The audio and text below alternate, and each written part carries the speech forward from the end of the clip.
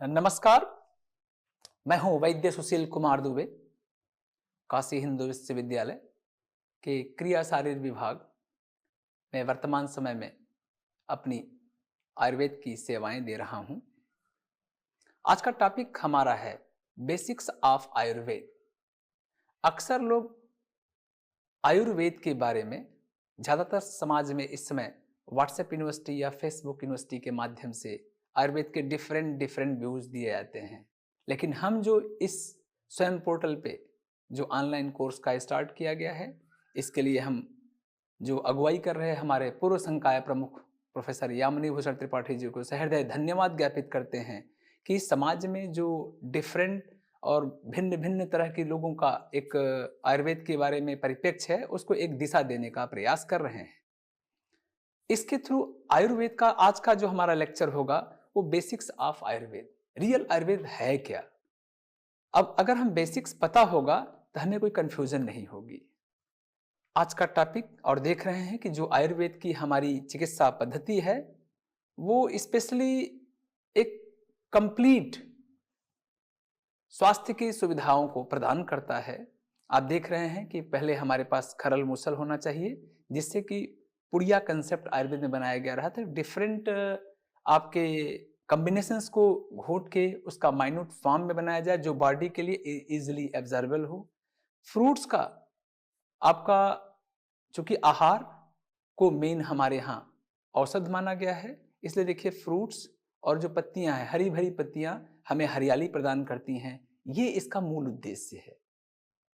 आते हैं हम जो हमारी वर्तमान, मैं पिछले साल अभी यूएसए में अपना एक डिफरेंट स्टेट में लेक्चर दिया जहाँ पे लोगों ने बहुत पसंद किया, और कई न्यू जर्सी और न्यूयॉर्क में हमारे ऑर्गेनाइज किए गए लेक्चर्स। और इस आयुर्वेद विधा के बारे में बहुत ज़्यादा उत्सुकता पूरे देश नहीं, हमारे दुनिया में भी इस समय कोविड के बाद में लोगों को बहुत उत्सुकताएं और बहुत उम्मीद हैं। उस उम्मीद पर खरा उतरे, यह स्वयं पोर्टल हमारे आगे समाज को हर लेवल पे ज्ञान पहुंचाए, यही हमारा भी उद्देश्य है। क्योंकि जो हाउ कितना अक्सर लोग कहते हैं ना कि आयुर्वेद कितना पुराना है, कहाँ से आयुर्वेद आया हुआ है। अब आयुर्वेद का अगर बिगिनिंग देखा जाए तो हमारे यहाँ God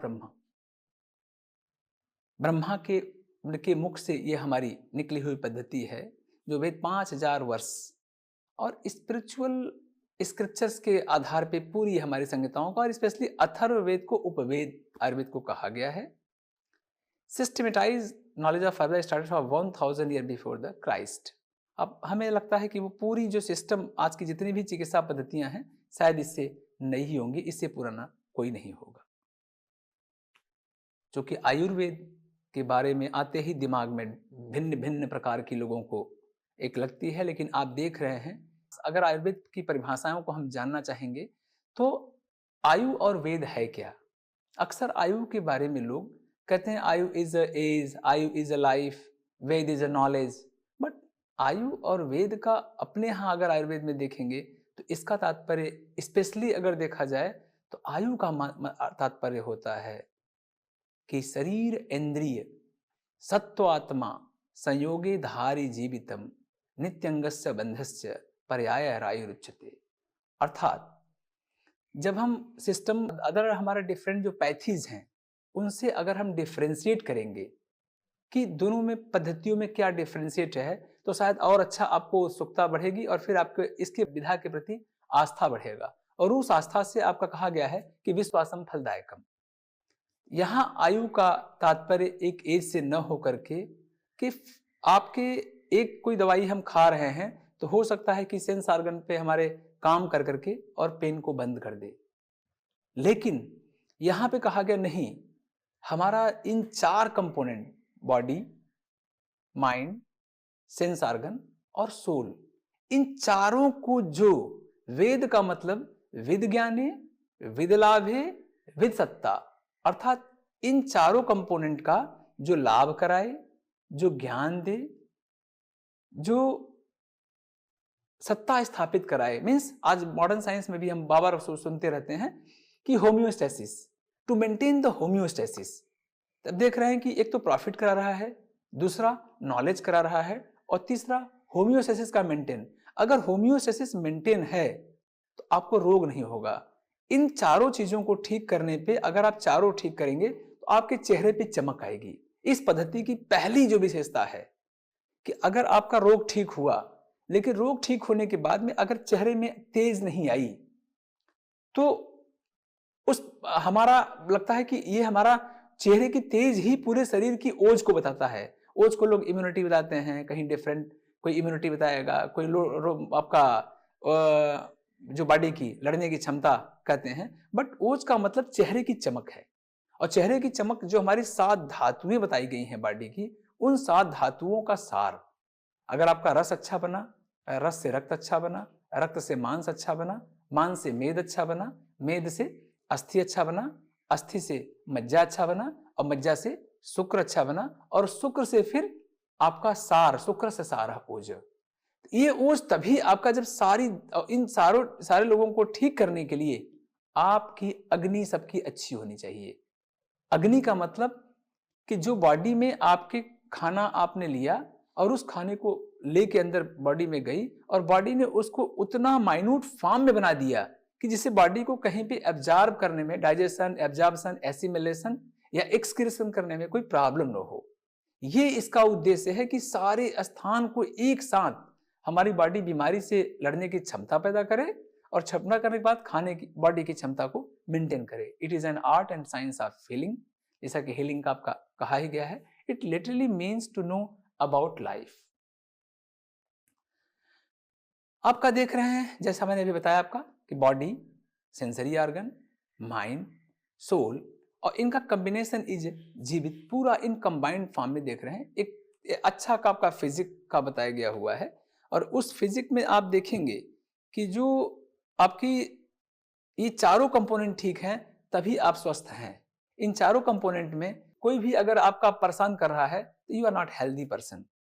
So that's why the definition of स्वस्थ in Ayurveda is समदोषः समाग्निश्च समधातु मलक्रियः प्रसन्नात्मेन्द्रिय मनः स्वस्थैत्य विधीयते। अर्थात पहले वाले लाइन का आपका 2 पार्ट कहे गए, चूंकि रोग के आश्रय 2 होते हैं, एक आपका शरीर हुआ और दूसरा आपका मन हुआ। तो जब आपके दोनों कंपोनेंट को ठीक करने के लिए देखिए ऊपर की लाइन हमारे यहाँ कहा गया कि समदोषः समाग्निश्च, दोष समधातु मलक्रिय, दोष धातु अग्नि और मल। ये पहला पार्ट हमारा शारीरिक फिजिकल फिटनेस को इंडिकेट करता है। दूसरा पार्ट आपका देखेंगे कि प्रसन्न आत्मेन्द्रिय मनः स्वस्थ इत्य विधीयते, मतलब सेकंड पार्ट आपके मन के पार्ट को, क्योंकि रोग का 2 ही आश्रय है, रोग का आपका 2 ही आश्रय है। तो उन 2 रोग के आश्रय में आपका शारीरिक पार्ट का ऊपर का ठीक और दूसरा आपका जो मन वाले पार्ट को ठीक करने का। और ये देखिए चारों कंपोनेंट में आपके दोनों पार्ट को ठीक करने की सुदृढ़ व्यवस्था एक आधारयुक्त, एक साइंटिफिक, दोनों पैरामीटर के आधार पे बताई गई है। इसीलिए अगर आप 2 पार्ट में हम देखेंगे, लेकिन एक दिन हम लोग जब पढ़ना शुरू किए आचार्य चरक का, तो आचार्य चरक का जो मैंने स्वस्थ की हेल्दी आदमी की परिभाषा बताई गई, तो वहां उन्होंने और आज के मॉडर्न युग में डिफाइन किया है। जैसे सममांस प्रमाणस्तु समसंघनरः दृढ़ेन्द्रिय अविकाराणाम न वलेन अभिभूयते क्षुत पिपासा आतपसः शीत व्यायाम संशयः संपोक्त समज्वरः सममांस चयोमतः। अर्थात पहला जो पैरामीटर दिया गया कि इन 7 धातुओं में, उन 7 धातुओं में the first parameter healthy person का आचार्य चरक ने कहा मांस का, कि जितना अच्छा आपका मांस हो, मसल अच्छी हो, मसल के साथ में कंपैक्टनेस हो अच्छी। और आप देखिए कि आज जितने भी हम पूरा इंडिया में हम मूवीज को देखते हैं, वो लोग अपने मसल को ही दिखा के पहला हेल्दी दिखाते हैं कि मसल ही दिखाते हैं। इट मीन्स कि muscle is a very important because the first धातु इज ए सॉलिड धातु।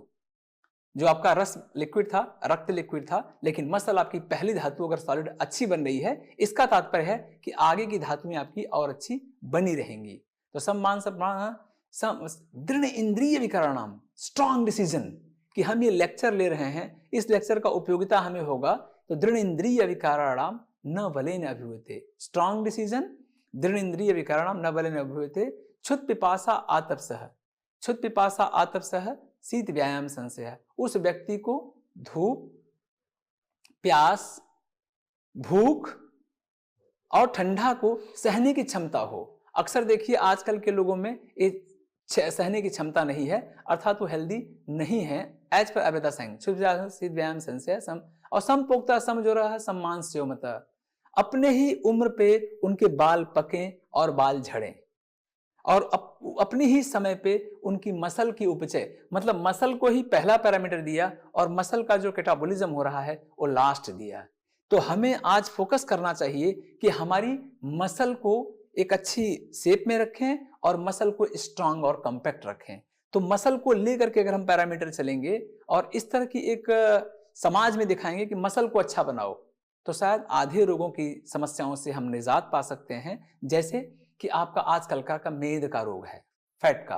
अब फैट का अगर रोग होगा तो अगर मसल अच्छी रहेगी तो कभी भी फैट आपको नहीं बनेगी। ये हमारी साइंस है कि एक को स्पेसिफिक बता दिया कि इस पे स्पेसिफिक को हम लेकर चलेंगे तो हम इससे बढ़िया कोई भी आरोग्यता को हम सदैव प्राप्त करेंगे। ये इसका देखिए, इसीलिए आपका देखिए कि आप चारों कंपोनेंट का रोकने का, कंट्रोल करने का दोनों पार्ट इसमें दिया गया हुआ है कि शरीर और मन दोनों ही आपके ठीक रहें, तभी आप निरोगी रह सकते हैं और रोगों से बचाव की व्यवस्था कर सकते हैं। How is defined? Defined as a one which look after the welfare of all human beings in a particular and in general with regard to their physical, mental, socio-culture and spiritual well-being।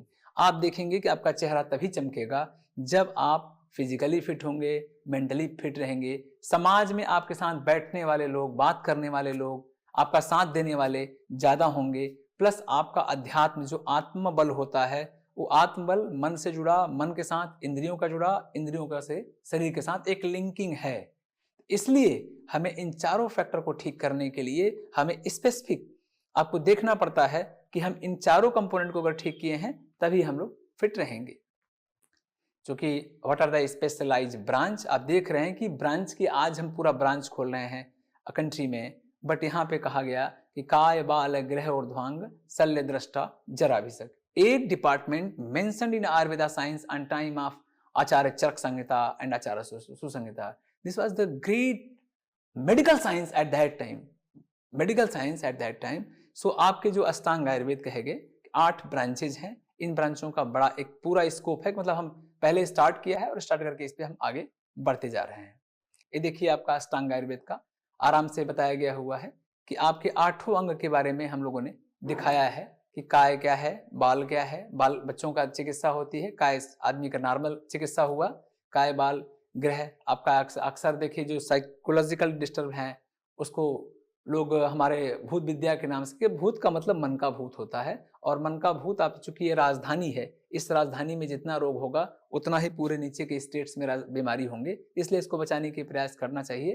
काय बाल ग्रह ऊर्ध्वांग आपका ENT का, ear nose throat का हुआ, surgery का part हुआ, काय बाल शल्य दृष्टा आपका पॉइजनस कोई टॉक्सिन्स कोई जंतु काटा है उसकी दवाई की व्यवस्था पूरा वर्णन किया हुआ है जरा सब विषय। ये आपके हमारे 8वें आयुर्वेद के अंग के बारे में, चूंकि 8 डिपार्टमेंट्स हैं तो 8 डिपार्टमेंट्स को जानना चाहिए। 8 डिपार्टमेंट्स को हम डिफाइन बड़े लेवल पे और ज्यादा करा सकते हैं कि 16 डिपार्टमेंट कर लें। What are the M?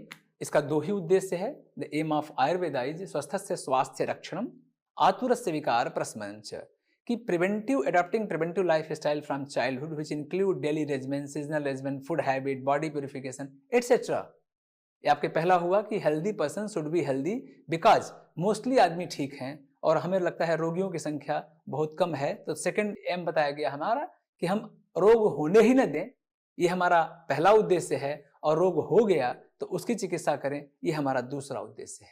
तो हमें इन 2 उद्देश्यों की पूर्ति के लिए जो बताया गया है कि हम सुबह से लेकर शाम तक का क्या रूटीन में काम करें, ऋतु के अनुसार सीजनल वेरिएशन हमारी होती रहती है और सीजनल वेरिएशन पे ही देखिए आपका रोग होता है, तो सीजनल वेरिएशन पे हमें काम करें। फूड हैबिट एक बड़ा चैप्टर है, इसी पे पूरा क्लास हो सकता है, हम लोग इस पे क्लास लेंगे कि फूड हैबिट्स क्या होना चाहिए। और चूंकि फूड हैबिट ही बिगड़ने से, चूंकि पहला हमारा मोस्ट कॉमन फैक्टर है, जो त्रि हमारे सब पिलर्स ऑफ द बॉडी हैं, उसको बिगाड़ने में पहला मोस्ट कॉमन काज हमारा फूड हैबिट है। तो फूड ही हैबिट ही शायद आज पूरे देश दुनिया में एक रोग का कारण बनता जा रहा है। उसके दिशा में हमें एक अच्छा प्रयास करना चाहिए और छात्रों तक पहुंचाना चाहिए, क्योंकि छात्र ही देश और समाज को बनाने का एक मेन स्थान होते हैं। अगर छात्र जिस दिन हमारा सुधर जाएगा उसी दिन हमारा देश सुधर जाएगा। और लास्ट आपका है कि बॉडी प्यूरिफिकेशन, कि सीजनल के अनुसार आपकी बॉडी से जो ज़्यादा आपके अंदर में टॉक्सिस बढ़ गया है उसको अपने घर पे भी आप निकाल सकते हैं या आयुर्वेदिक चिकित्सालय पे जा सकते हैं, लेकिन किसी आयुर्वेदिक डॉक्टर की सलाह से इसको करके आप ठीक कर सकते हैं। और लास्ट है कि आपका medicine and other activities and this basic approach आप देख रहे हैं कि पूरा आपका a physical in are the based on many literatures हमारे पास हैं और इसके संहिताओं का बहुत सारे संहिताओं का हमारे पास में ये देखिए अथाह सागर की तरह हमारे पास है। इन संहिताओं को हमें अध्ययन करने के बाद में ही एक डिग्री मिलती है और उस डिग्री के द्वारा लोगों को समाज में हम लाभ पहुंचाते हैं। बेनिफिट थ्रू आयुर्वेदा, पहला आपका है कि दीर्घायु, आपका लॉन्गेविटी ऑफ लाइफ। दूसरा आपका है चतुर्विध पुरुषार्थ को आपका धर्म अर्थ काम मोक्ष श्रम आरोग्य मूलमुत्तमम, जो कि आरोग्यता का जो कारण है उसमें पहला हमारा धर्म है कि धर्म अगर जो चिकित्सक का है अच्छा चिकित्सा करना, छात्र का धर्म है अच्छी पढ़ाई करना, मुखिया का परिवार का धर्म है परिवार को सजो के रखना, हमारे जो लीडर्स देश के हैं का नेता का तात्पर्य है कि नेतृत्व करने की क्षमता रखना, अच्छी नेतृत्व कर रहे हो समाज के लिए, तो वो हमारा धर्म होता है। और धर्म तभी हम कर सकते हैं कि उसके लिए हमारे पास कुछ अर्थ हो, जो कि अर्थ के द्वारा ही हम समाज में कल्याण कर सकते हैं, इसलिए अर्थ भी व्यवस्था करनी चाहिए। उसके बाद में काम, जो कि कंटिन्यूइंग ऑफ प्रोजेनी, आपने जो सोचा जो समाज को दिया वो वही खत्म हो जाएगा, इसलिए हमारा अगला जो स्टेप होती है कि आपका कंटिन्यूइंग प्रोजेनी हो और मोक्ष अल्टीमेट सेलिब्रेशन के लिए कि हम अच्छे कार्य कर रहेंगे तो हम समाज अपना हमारे आत्मतृप्ति होगी और समाज में एक वैल्यू होगी। इसलिए चतुर्विध पुरुषार्थ का बहुत महत्वपूर्ण रोल है हमारा कि साधना उसको करना चाहिए और इसी डायरेक्शन में इसी लाइन से करना चाहिए कि पहला हमारा धर्म की पूर्ति, दूसरा अर्थ की व्यवस्था, तीसरा काम के द्वारा लॉन्गेविटी और चौथा मोक्ष के लिए। तो इन चतुर्विध पुरुषार्थ चतुष्टय के लिए अपने आयुर्वेद में बहुत ज्यादा फोकस किया हुआ है। अब इसके बाद रोगी परीक्षा का दिया गया हुआ है कि आपकी रोगी परीक्षा का आप दर्शनम स्पर्शनम प्रश्नेन परीक्षेत च रोगिणम, कि आप पहले आपका पास पेशेंट आता है तो उसको देखना चाहिए। देखने से आपको उसकी प्रकृति के बारे में, उसके धातु सारता के बारे में, उसकी ये आपकी उम्र हुआ, आप एक देख पहला हमारा जो बनता है डिजीज के बारे में देखने से। दूसरा फिर उसको छू करके टच पे भाई कोई स्वेलिंग है, इन्फ्लेमेशन है, ठीक है, या हार्डनिंग है, हार्डनिंग में भी क्या आपका सेकंड आपका स्पर्शन है। और थर्ड है कि आप जब पूछते हैं देखने के बाद में, आपने नाड़ी परीक्षा किया और उस नाड़ी परीक्षा में आपको देखा कि भाई ये दोष के दिखता है, इस दोष के दिखता पे ये रोग की प्रोबेबिलिटी है। जैसे अल्ट्रासाउंड हम कराते हैं तो अल्ट्रासाउंड करते समय वो क्वेश्चन साथ डॉक्टर करते हैं, उसी तरह से वैद्य लोगों को आपका एक देखना चाहिए, पूछना चाहिए और छू करके स्पष्ट करना चाहिए। उससे क्या होता है, कंफर्म डायग्नोसिस होती है कि जो नाड़ी हमारी मिल रही है उस नाड़ी के आधार पे क्या रोग सेम है। अगर नाड़ी और रोग सेम हो गया तो फिर आपको चिकित्सा बताने में आसानी होती है। और बिना आपने कोई जांच कराए अगर पेशेंट को नाड़ी देखा आपने और नाड़ी देखने के बाद में रोग बताया तो उससे ट्रस्ट ज़्यादा, विश्वास आता है पेशेंटों को, और विश्वास अच्छा होगा तो आपको फॉलो करेंगे और फॉलो करेंगे आपको लाभ अच्छा मिलेगा और लाभ मिलेगा तो यश की कीर्ति मिलती है। इसलिए इन तीन विधा का जो त्रिविध किया गया है आज भी मॉडर्न साइंस में हम लगभग यही यूज करते हैं पता करने के लिए डिजीज का। 8 टाइप के और बताए गए हैं हमारे कि भाई अगर हम डायग्नोसिस करना बहुत इंपॉर्टेंट है तो रोगाक्रांत शरीरस्य स्थान नष्टो परीक्षेत नाड़ी मूत्र मलम जिह्वा शब्द स्पर्श दीर्घाकृते। लगभग मोस्टली हमें लगता है कि आज हम मॉडर्न साइंस में यही, चाहे यूरिन सैंपल का हो, चाहे स्टूल का हो, चाहे स्किन के आपका हम पता करना हो जो सेंसेशन पता करते हैं, चाहे टंग्स आपका ये टंग्स का हम देख करके पता करते हैं, या आकृति में डिफरेंसेस हमारा कोई नहीं है वो देखते हैं, या आपका नाड़ी की जो पल्स का हमारा पहले मॉडर्न साइंस का भी है या आयुर्वेद का भी, दोनों का दिया हुआ है। ये सारा विधा आज भी हम यूज कर रहे हैं जो हमारे यहाँ सदियों पूर्व से ये चिकित्सा व्यवस्था बताई गई है। इस विधा का अभी और डेवलप करने की आज हम लोग एक प्लान कर रहे हैं कि ऐप इस तरह से बनाया जाए कि हमारे आवाज से ही प्रकृति मालूम हो जाए कि भाई आपकी प्रकृति क्या है, क्योंकि प्रकृति के आधार पे आप विकृति का आभास लगा सकते हैं और विकृति के आधार पे ऋतु के अनुसार उनको खाने की, रहने की व्यवस्था आप बता सकते हैं। तो अगर ऐप के द्वारा हम अपने एक जो बनाएं भविष्य के लिए और उस ऐप के थ्रू हम आराम से एक लेके आ सकते हैं कि ऐप आदमी लिया, आजकल इजी हो गया ऐप के माध्यम से लोगों को अपने घर में ही चिकित्सा व्यवस्था और डायग्नोसिस की व्यवस्था अगर करने का सफल होते हैं तो एक अच्छा इस विधा में एक अच्छी उपलब्धि होगी। रोगी परीक्षा 10 तरह का आचार्य चरक में बताया गया है। वही जब जैसा मैंने बताया कि प्रकृति क्या है, बेसिक कंस्टिट्यूशन, विकृति क्या है, विशेषण आपका पैथोलॉजिकल स्टेट, सार क्या है, स्टेटस ऑफ बायोलॉजिकल टिश्यूज, सार के साथ सत्व क्या है, the stable refined essence of tissue, संघनन क्या है, कंपैक्टनेस ऑफ द बॉडी। ये आपके 10 बताए गए हैं हमारे। Physical status of the body, प्रमाण, आहार शक्ति, स्टेटस ऑफ डाइजेशन। ये डाइजेशन को मुख्य हमारे यहाँ कहा गया है, क्योंकि कहा गया है ना कि सभी रोगों का जो मूल कारण हमारा अग्नि मंदते, रोगा सर्वे अप मंदाग्नो। सभी रोगों में अगर आपकी अग्नि कमजोर है तो ये सभी रोगों का कारण होता है। और दूसरा कहा गया है कि सर्वे सारोगाणाम निदानम कुपितामला। अगर आपका पेट नहीं साफ हो रहा है और भूख नहीं लग रही है तो आप रोगी की तरफ मान सकते हैं कि हमें रोग हुआ है। और उसके बाद व्यायाम शक्ति है कि आपकी फिजिकल स्टेमिना कितनी है एक्सरसाइज करने का। ये आजकल भी पूरा पैरामीटर आप चलते हैं, कितने स्टेप चले तो हमारा इतना हुआ, ये देखिए डिफाइंड पहले से ही है।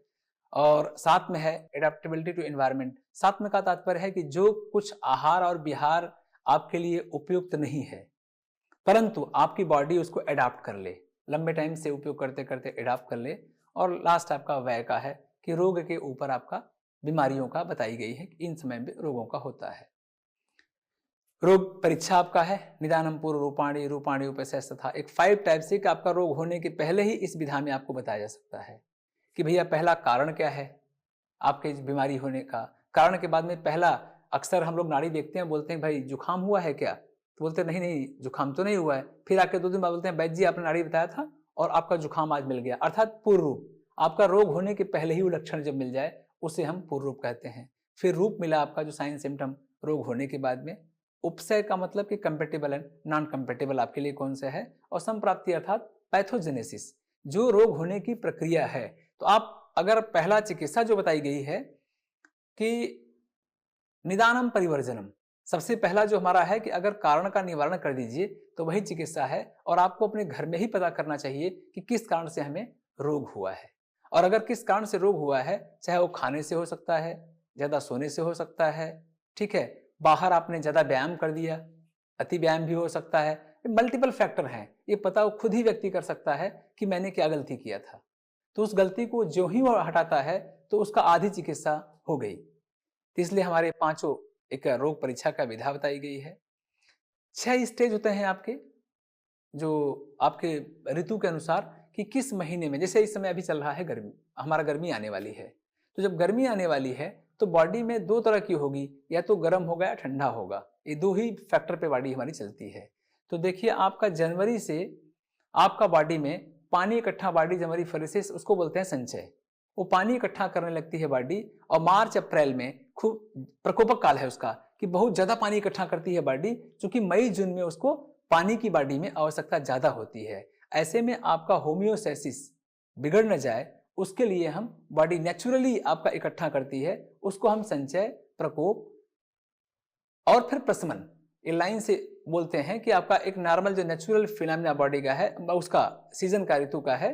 और आगे आपका फिर गर्मी जो पड़ती है, ठंडी आती है, तो उस ठंडी में बॉडी आग इकट्ठा करती है, उसको हम लोग पित्त बोलते हैं। पानी इकट्ठा करने वाले को हम कफ बोलते हैं। अक्सर कफ का तात्पर्य लोग खांसी से समझते हैं, बट कफ का मतलब खांसी नहीं, कफ का तात्पर्य होता है बॉडी में जल की मात्रा, क्योंकि केन जलेन फलत इति कफ, जिसकी जल से उत्पत्ति हुई हो उसे कफ कहते हैं। और उधर आपका पित्त का मतलब होता है कि बॉडी अग्नि मेंटेन करने के लिए होती है।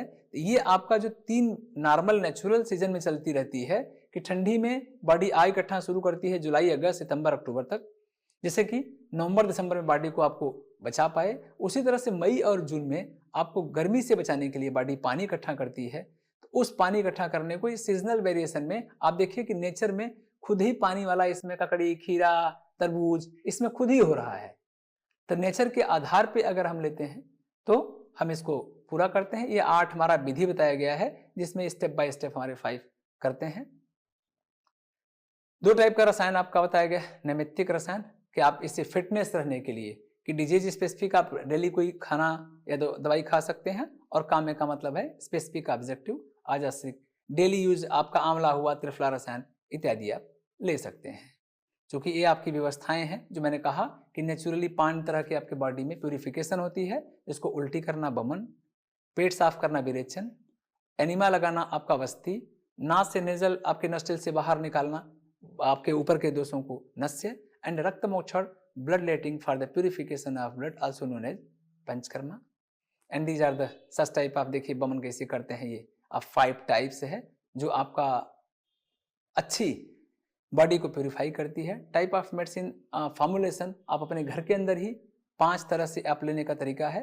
पहला जूस के रूप में अगर कोई एक पत्ती प्लांट का लिए उसको हम सोरस बोलते हैं। अगर उसको चटनी के रूप में खाए उसको कल्क बोलते हैं। अगर उसको काढ़े के रूप में खाए उसको क्वाथ बोलते हैं। शाम को भिगो दिए औषधि, सुबह छान के पी लिए उसको हिम बोलते हैं। और एक डिप टी की तरह पी लिए उसको फांट बोलते हैं। ये आपके देखिए तरीकाएं हैं 5 टाइप से लेने का। एक ही औषधि को 5 तरह से लेना, इस पे लेक्चर में हम ले सकते हैं, इसको अच्छा तरह से बताएंगे इसके बारे में। और ये आपका यूनिक कंट्रीब्यूशन ऑफ आयुर्वेद। आपके पहले ही मैंने बता दिया कि डेली रेजिमेंट क्या है, सीजनल रेजिमेंट क्या है, धारणी आपके वेग क्या है, सदवृत्त और आचार्य क्या है, वृद्ध इनकम्पिटेबल डाइट्स, इनके बारे में आपका करना है। ये दिनचर्या का देखिए एक बना हुआ रूटीन चार्ट्स है, इसको ध्यान से आप देख सकते हैं कि एक बना हुआ है रूटीन, इसमें आप करेक्शन प्रकृति और अपने हिसाब से आप मेंटेन कर सकते हैं। ऋतुचर्या का आपका देखिए 6 ऋतु का जो मैंने बताया आपको कि शिशिर से आपका शुरू होती है और आपका इधर शिशिर वसंत में आपका पानी इकट्ठा होगा और ग्रीष्म में पानी यूज होगा। उसी तरह से वर्षा ऋतु में हमारी अग्नि पित्त इकट्ठा शुरू होती है, शरद तक बढ़ती है और हेमंत में उसका उपयोग होता है। ये आपका सूर्य और अग्नि का व्यवस्था है। यही तक हम आज अपना खत्म करते हैं। नेक्स्ट लेक्चर में हम अगले क्लास में बताने का अच्छा प्रयास करेंगे। चूंकि बहुत बड़ा आयुर्वेद बृहत है, उसको बहुत छोटे में बताना बहुत डिफिकल्ट होगा, लेकिन हम प्रयास कर सकते हैं और आयुर्वेद अपनाएं, जीवन को स्वस्थ बनाएं। आयुर्वेद की युक्ति, पूर्ण रोग से मुक्ति, यह आयुर्वेद की हमारी परिकल्पना है और हम लोग आगे आयुर्वेद को इसी तरह से स्वयं पोर्टल के माध्यम से आगे बढ़ाते रहें और आगे लेके जाते रहें।